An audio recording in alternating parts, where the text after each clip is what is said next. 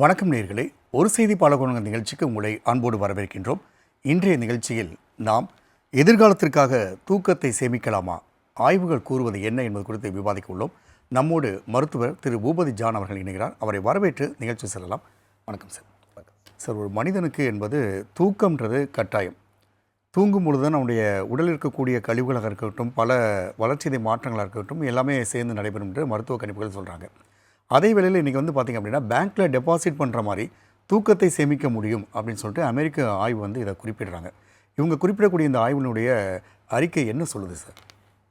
இல்லை, பொதுவாக என்ன அப்படின்னா, மக்கள் என்ன நினச்சிக்கிறாங்க, பொதுவாக ஒருத்தன் தூங்கிட்டு இருக்கிறான் அப்படின்னா சோம்பேறிகள் செய்யக்கூடிய வேலை தான் தூக்கம் அப்படிங்கிறது பொதுவான எண்ணமாக மக்கள்கிட்ட பரவிட்டுருக்கு.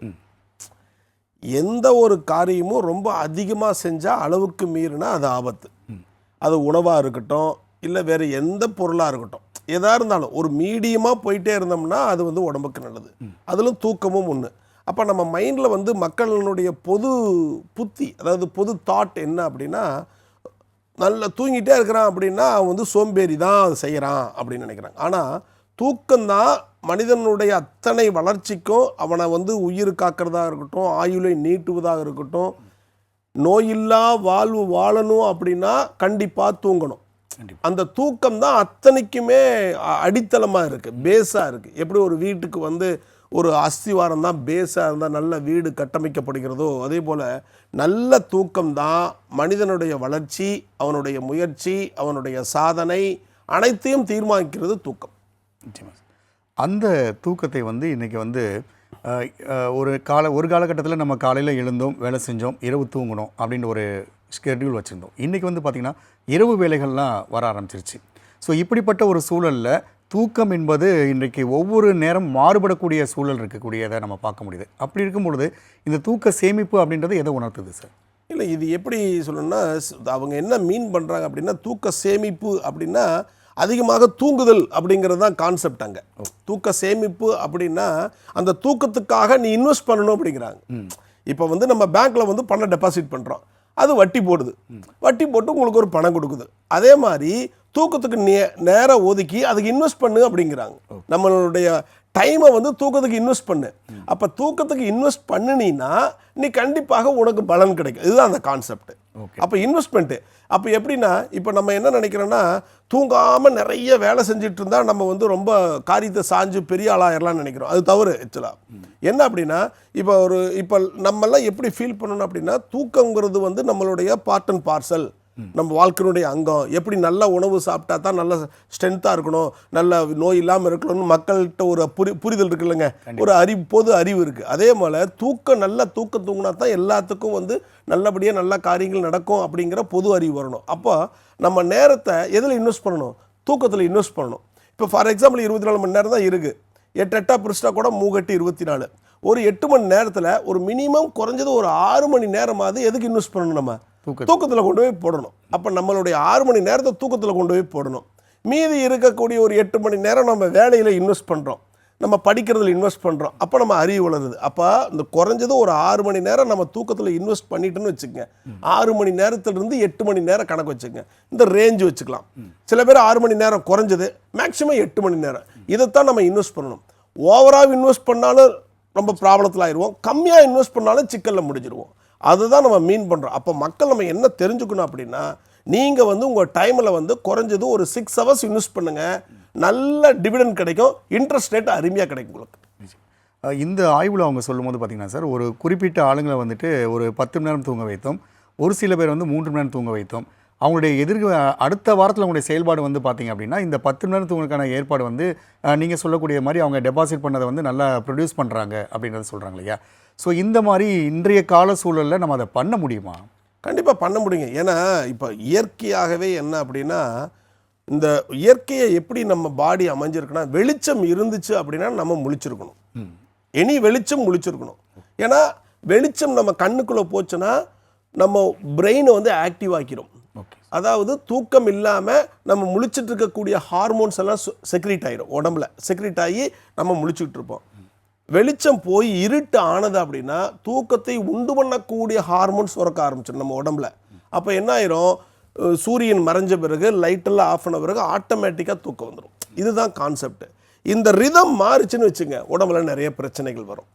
அப்போ வெளிச்சம் இருக்கிற சமயத்தில் நம்ம வந்து முழிச்சிருக்கணும், இருட்டாக இருக்கிற சமயத்தில் தூங்கணும். இதுதான் கான்செப்ட். இது என்னென்னா, இது மாறும்போது நிறைய வியாதிகள் நம்மளுடைய உடம்புல வந்துடுது. ஒன்று, தூக்கம் எப்படி ஒரு இம்பார்ட்டன்ஸாக இருக்குது அப்படிங்கிறத நம்ம பார்க்கணும். இப்போ எப்படின்னா, தூக்கம் தான் வந்து உடம்பில் இருக்கக்கூடிய கழிவுகளெல்லாம் அகற்றுது. தூக்கம் தான் வந்து எதிர்ப்பு சக்தி உண்டு பண்ணுது. தூக்கம் தான் வந்து நம்மளுடைய உடம்பில் இருக்கக்கூடிய எல்லா உறுப்புகளையும் நல்லா வேலை செய்ய வைக்குது. தூக்கம் தான் வந்து நம்ம மெமரியை உண்டு பண்ணுது. லேர்னிங் அண்ட் மெமரி அதை உண்டு பண்ணுறது தூக்கம். தூக்கம் தான் வந்து நல்ல சிந்தனையே ஏற்படுத்துது, சரியாக சிந்திக்கிறது.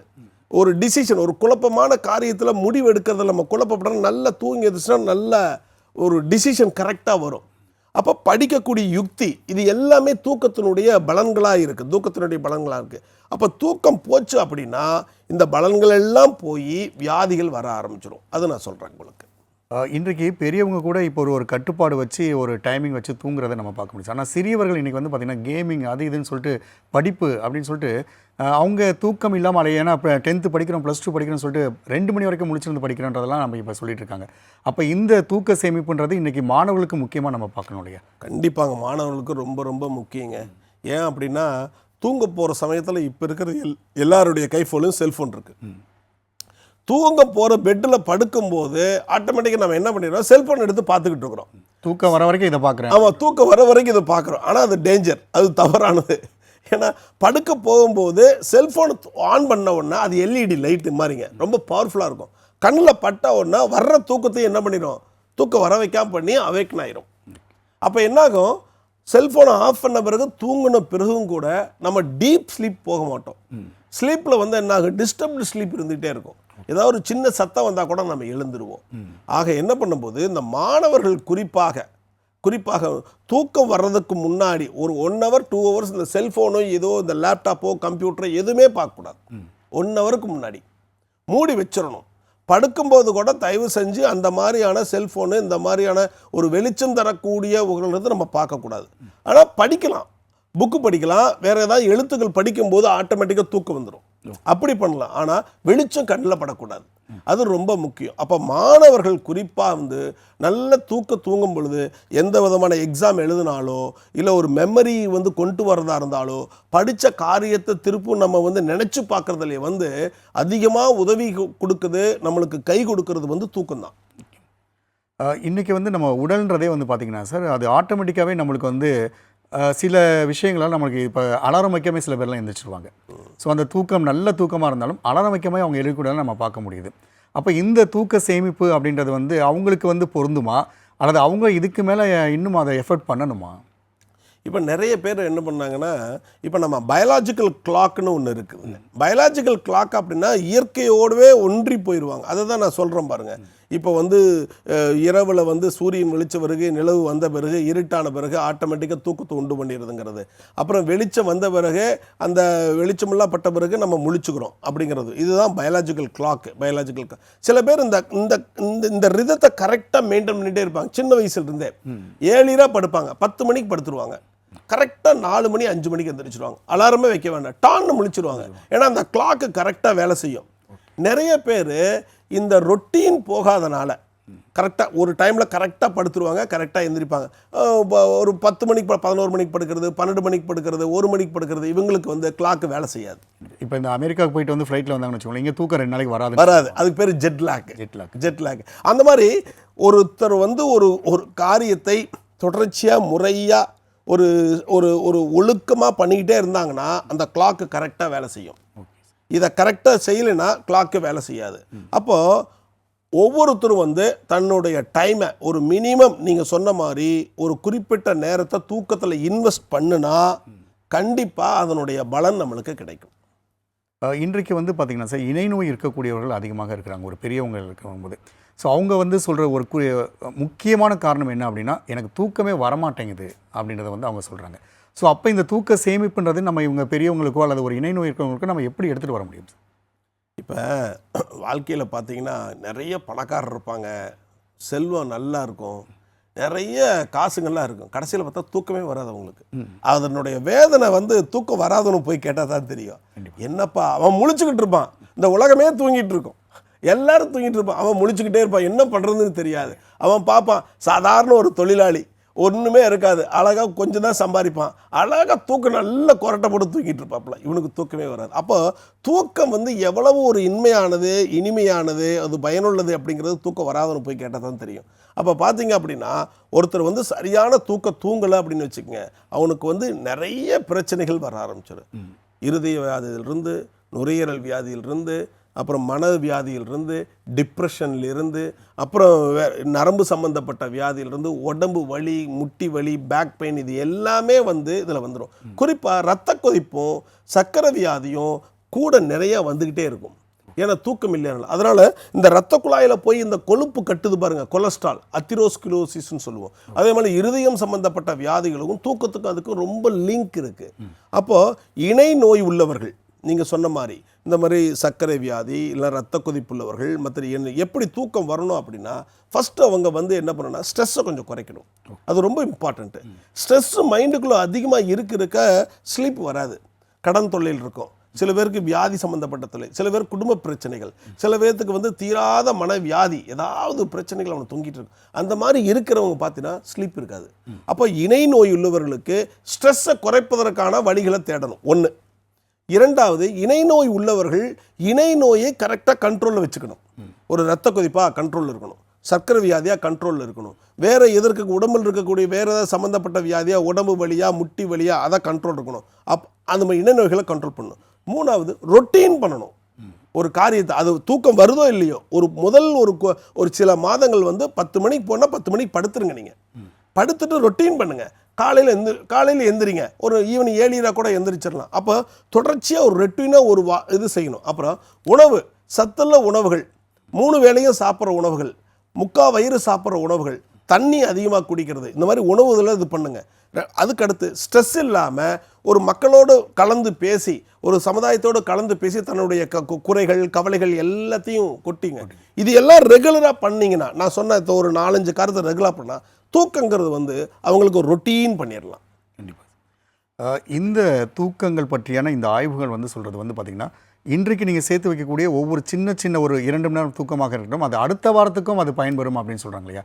ஸோ இந்த அடுத்த வாரம் பயன்பாடுன்றது ஒரு சாத்தியமாக இருக்குமா சார்? அதான் அவங்க சொல்லக்கூடிய கான்செப்ட் என்ன அப்படின்னா, நீங்கள் வந்து தூக்கத்தை சரியாக நீங்கள் இன்வெஸ்ட் பண்ணி சரியான நேரம் தூங்கிட்டே இருந்தீங்கன்னா, கரெக்டாக இருந்தீங்கன்னா, அதன் பலன் வரக்கூடிய காலத்தில் கிடைக்கும் அப்படின்னு சொல்ல வர்றாங்க. இப்போ உதாரணத்துக்கு என்ன அப்படின்னா, இப்போ நம்ம நரம்பு பிரச்சனை இருக்குது, இல்லை உடம்பு வலி பிரச்சனை இருக்குது, இல்லை பேக் பெயின் இருக்குது, இல்லை தீராத தலைவலி இருக்குது, அப்போ படபடப்பு இருக்குது, இது எல்லாம் நல்லா தூங்கிட்டுன்னு வச்சுக்கோங்க, அதனுடைய பலன் இமிடியட்டாக கூட கிடைக்காது. அது ஒரு 1 மந்த் போன பிறகு, ரொட்டீனாக போன பிறகு, உடம்புல இருக்கக்கூடிய எல்லா பிரச்சனையும் ஒரு செட்டில் ஆன பிறகு பலன் கிடைக்கும். அதுதான் அவங்க சொல்ல வர்றாங்க. அதாவது 1 வாரத்துக்கு பிறகோ 1 மாதத்துக்கு பிறகோ தொடர்ச்சியாக தூங்கி இருக்கும்போது உங்களுக்கு எஃபெக்ட் கிடைச்சிரும். அப்போது அந்த நீங்கள் தூக்கத்தை இன்வெஸ்ட் பண்ண ஒரு குறிப்பிட்ட காலத்திற்கு பிறகு நீங்கள் அதனுடைய பலனை அடைவீர்கள் அப்படிங்கிறது அதனுடைய சாராம்சம். கண்டிப்பாக சார். உழைப்பு என்பது மனிதனுக்கு அத்தியாவசியமான ஒன்று. அந்த உழைக்கக்கூடிய மனிதனுக்கு ஆட்டோமேட்டிக்காக தூக்கம் வரும்ன்றது ஒரு விஷயம். ஆனால் அந்த தூக்கத்தையும் தன்னுடைய உழைப்புக்கான ஒரு உந்து சக்தியாக மாற்ற முடியும் அப்படின்றத இந்த ஆய்வு வந்து குறிப்பிட்டதை நீங்கள் ரொம்ப தெளிவாக எங்களை சொன்னீங்க சார். அரங்கில் வந்து உங்களுக்கு கருத்தை பதிவு செய்ய மிக்க நன்றி. நேயர்களை மீண்டும் ஒரு நிகழ்ச்சியை சந்திக்கலாம். நன்றி, வணக்கம்.